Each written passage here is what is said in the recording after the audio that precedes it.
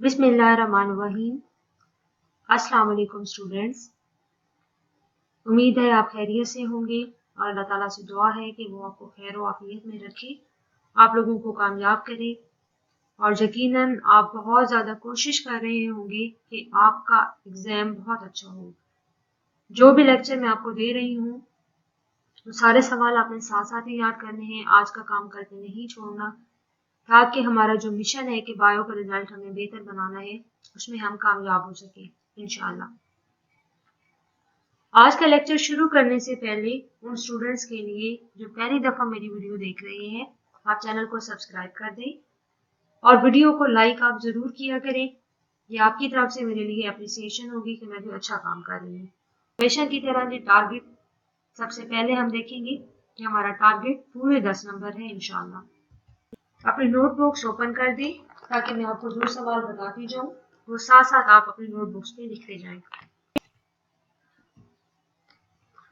आज का पहला question, differentiate between biological pesticides and biological control. ये दोनों प्रोसीजर होते हैं पेस्ट से डील करने के लिए। अब शुरू करने से पहले थोड़ा सा आपको ये बता देती हूँ कि हम पेस्ट किसे कहेंगे। पेस्ट कोई भी ऐसा ऑर्गेनिज्म हो सकता है, वो कोई इंसेक्ट भी हो सकता है, कोई माइक्रो ऑर्गेनिज्म है यानी फंगस है, बैक्टीरिया है, एनीथिंग जो कि इंसान को नुकसान दे, उसकी फसलों को नुकसान दे, उसको इकोनॉमिकली किसी भी किस्म का लॉस पहुंचाए, तो वो पेस्ट कहलाएगी। अब पेस्ट को कंट्रोल करने के कुछ तो केमिकल तरीके हैं, जैसे आपको पता है कि कीड़े मारदियात हो गई, बाजार में बैक्टीरिया को किल करने के लिए दवाइयाँ होती हैं, फंगस को किल करने के लिए होती हैं, बहुत सारी जड़ी बूटियों को तल्फ करने की दवाइयाँ होती हैं। तो उनसे हटके बायो के अंदर जो दो प्रोसीजर इस्तेमाल हो सकते हैं, उसमें एक बायो पेस्टिसाइड है और एक बायोलॉजिकल कंट्रोल है। दोनों के शुरू में बायो का वर्ड है, तो आपने ये ध्यान में रखना है कि इसमें हमने लिविंग चीज को इस्तेमाल करना है, इसमें कोई केमिकल वाली बात नहीं होनी। बायोपेस्टिसाइड को पहले देख लें। A biopesticide is a biological substance और ऑर्गेनिज्म। ये किसी ऑर्गेनिज्म से पैदाशुदा कोई प्रोडक्ट भी हो सकता है, या उसकी कोई सेक्रीशंस हो सकती हैं, या वो पूरे का पूरा कोई ऑर्गेनिज्म भी हो सकता है that damages, kills or repel pest organism। यानी बायोपेस्टिसाइड कोई सा भी ऐसा बायोलॉजिकल सब्सटेंस है या ऑर्गेनिज्म है जो कि पेस्ट ऑर्गेनिज्म को मार सके, उसको डैमेज कर सके या उसको रिपेल कर सके, उसको भगा दे उस जगह से। और इसके एग्जाम्पल में आप देखें कि कुछ बैक्टीरिया जो है उनको बायोपेस्टिसाइड के तौर पे इस्तेमाल किया जा रहा है। ये आप देख सकते हैं, इसमें कोई प्रोडक्ट भी हो सकता है, जैसे प्लांट एक्सट्रैक्ट इस्तेमाल हो रहा है, या कुछ बैक्टीरिया को आप इस्तेमाल कर सकते हैं, फंगस को, कुछ निमाटोड्स, इनवर्टिब्रेट्स को या वायरसेस को, जो कि हमारे पेस्ट को किल कर सकें, उनको बायोपेस्टिसाइड कहेंगे। बायोलॉजिकल कंट्रोल देखें। In biological control pests are destroyed by using living organism. इसमें भी लिविंग ऑर्गेनिज्म को ही आप इस्तेमाल कर रहे हैं, लेकिन यहाँ पे तरीका क्या होगा, which compete with or even eat them up। यानी कि कोई लिविंग ऑर्गेनिज्म होगा जो डायरेक्टली हमारे पेस्ट के साथ उसके रिसोर्सेज में compete करेगा या फिर उसको खा जाएगा। जैसे आपको पता है कि स्पाइडर वो छोटे कीड़े मकोड़ों को खा जाता है, तो उसको हम बायोलॉजिकल कंट्रोल में इस्तेमाल कर सकते हैं। अब यहाँ पे आपकी बुक से मैंने एग्जांपल ली है कि एक एफिड है। एफिड बहुत छोटा सा कीड़ा होता है, इसे आप पौधों की जुएं भी कह सकते हैं, लाइसिस ऑफ प्लांट्स भी कह सकते हैं। तो ये एक एफिड है, वो वालनट ट्री पे अटैक कर रहा है, तो हमें नुकसान पहुंचा रहा है क्योंकि दरख्त पे अटैक कर रहा है। तो बायोलॉजिकली इसको कंट्रोल किया जा रहा है बाय वेस्प, और वेस्प का अब इसमें क्या मैकेनिज्म है, दैट पैरासाइटाइजेस दिस एफिड। अब ये पैरासाइटाइजेस का मैं आपको समझा देती हूँ कि इसमें जो वेस्प होगी वो एफिड के एग्स के अंदर अपने एग्स देगी। इस चीज को थोड़ा समझिएगा। अब एफिड के एग में जब वेस्प अपने अंडे देगी तो उसका जो भी मटेरियल होगा, अंडे का न्यूट्रिएंट्स वगैरह होंगे, उस पे जो वेस्प के बच्चे हैं वो पलेंगे, इवन उनका जो अपना एम्ब्रियो बन रहा होगा उसको भी वो खा जाएंगे। तो इस तरह से जब नई जनरेशन पेस्ट की प्रोड्यूस नहीं होगी तो उस पर कंट्रोल पा लिया जाएगा।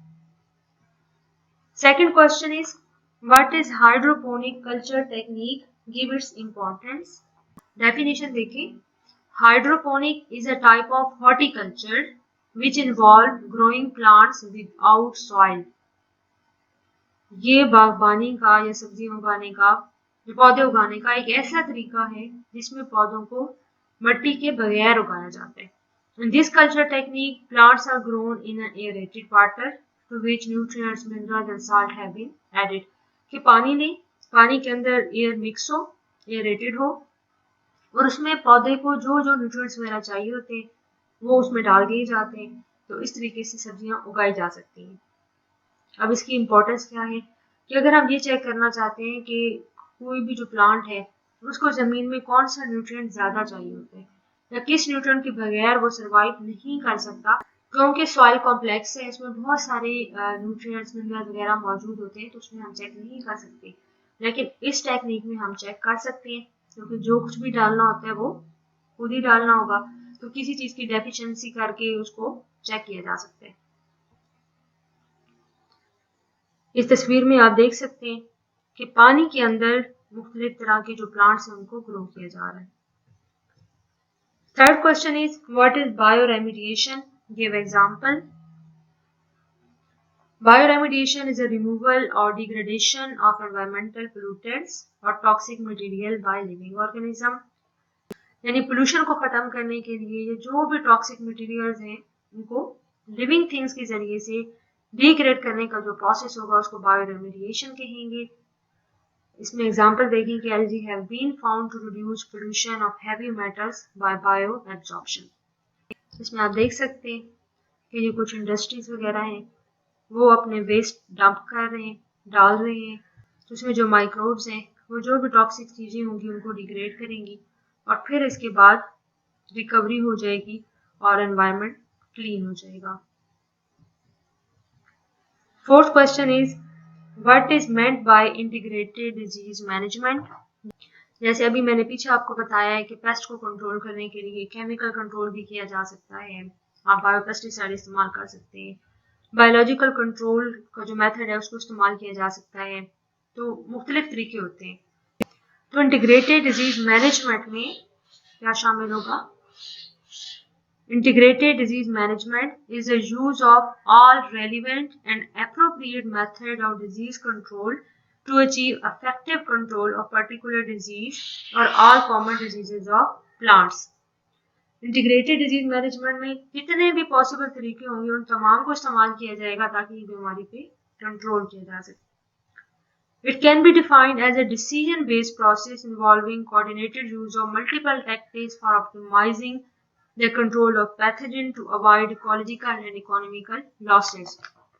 यानी आप इसको कह सकते हैं कि ये हमारा डिसीजन बेस्ड होता है, यानी इसमें ये नहीं कि हम कुछ फिक्स नहीं होते कि ये इसमें प्रोसीजर शामिल है, बल्कि देखना पड़ता है कि उस इलाके की सूरत हाल क्या है, डैमेज किस नौयत का है, कौन सा पेस्ट है, तो उस लिहाज से फिर मुख्तलिफ तरीकों को इस्तेमाल करके कंट्रोल पाया जाता है पेस्ट पे ताकि इकोलॉजिकल या इकोनॉमिकल लॉसेस से बचा जा सके।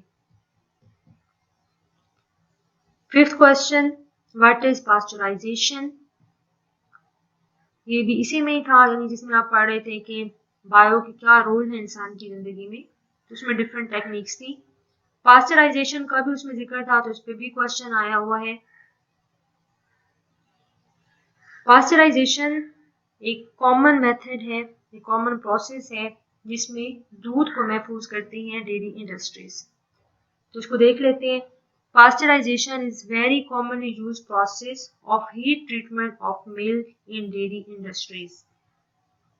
This process kills the harmful pathogenic bacteria naturally found in raw milk। यानी जब आप रॉ मिल्क लेते हैं किसी जानवर में से तो उसमें बहुत सारे बैक्टीरिया वगैरह हो सकते हैं, तो जब आप उसको गर्म करेंगे दूध को, इसलिए कहते हैं ना कि दूध को बॉयल करके पीना चाहिए, बगैर बॉयल किए दूध नहीं पीना चाहिए।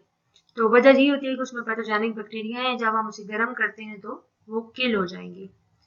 और फिर फर्दर इस पास्चराइजेशन के प्रोसेस में शेल्फ लाइफ भी इंक्रीज की जाती है मिल्क की, क्योंकि आपको पता है कि नॉर्मली अगर घरों में हम मिल्क रखें गर्मियों में तो एक दिन भी शायद ना रहे, सर्दियों में ज़्यादा से ज़्यादा 2 दिन इतना, इसके बाद दूध खराब हो जाता है। लेकिन जो डेयरी इंडस्ट्रीज हैं वो उसकी शेल्फ लाइफ को भी बढ़ाती हैं, तो ये भी पास्चराइजेशन का ही प्रोसेस है।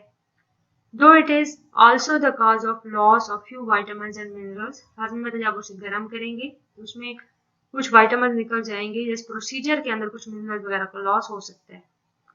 तो पास्चराइजेशन की आपको क्या समझ आई कि ये एक ऐसी टेक्निक है जिसके जरिए से मिल्क और मिल्क के जो प्रोडक्ट्स हैं उनको महफूज किया जाता है। कैसे महफूज किया जाता है कि उसमें जितने भी वेजिटेटिव पैथोजेनिक ऑर्गेनिज्म है, जिनमें वेजिटेटिव का मतलब क्या है, जिनमें ग्रोथ करने की सलाहियत मौजूद है, तो उन सबको इसमें से ख़त्म कर दिया जाता है। जैसे दूध या दूध के जो भी प्रोडक्ट्स हैं, दही है, जो कुछ भी है, तो उसको महफूज कर दिया जाता है। आज के लेक्चर में मैंने आपको कुछ लॉन्ग क्वेश्चन भी बताने हैं, और ये लॉन्ग क्वेश्चन आपके लिए न्यू नहीं है, क्योंकि इसमें जो दोनों मैंने ऐड किए हैं लॉन्ग क्वेश्चन पास्ट पेपर में से, इन पे मैं आपको डिटेल लेक्चर दे चुकी हूँ। First question is define any 8 branches of biology. इस पे मैंने आपको रिकमेंड किया था कि आप सारी ब्रांचेस को पढ़ें, और इसी तरह से डिस्क्राइब बायोलॉजिकल ऑर्गेनाइजेशन, तो ये भी हम पढ़ चुके हैं।